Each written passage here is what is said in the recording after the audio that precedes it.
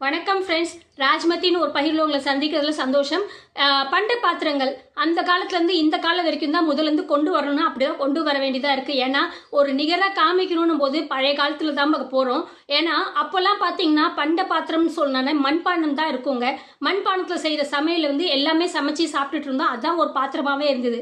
அதை தாண்டி இரும்பு, பித்தளை, அலுமினியம் அப்படின்னு சொல்லி இந்த மாதிரி பாத்திரத்தெலாம் சமைக்க ஆரம்பிச்ச போய் இன்னைக்கு நான்ஸ்டிக் தவா, நான்ஸ்டிக் கடாயி, அதுக்கான ஒரு கரண்டி பார்த்தீங்கன்னா ஸ்பேட்டுலான்னு சொல்லி யூஸ் பண்ணுவாங்க. ஆனால் பொதுவாக எல்லாரும் ஒரு குறிப்பிட்ட பொருள், அந்த ஸ்பேட்டுலான்றது ஆரம்ப கட்டத்தில் தெரிஞ்சவங்க தெரியாதவங்க சொல்கிற பொருள் பிளாஸ்டிக்னு தான் சொல்லுவாங்க.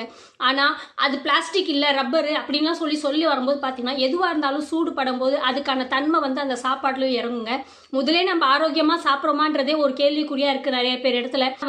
அந்த மாதிரி ஒரு நான்ஸ்டிக் செய்யும் போது நம்மளுக்கு உடனே வேலை முடியும், அடி பிடிக்காது அப்படின்னு நினச்சிட்டு பட்டுன்னு செஞ்சுட்டு வரணும்னு தான் நினைக்கிறாங்க.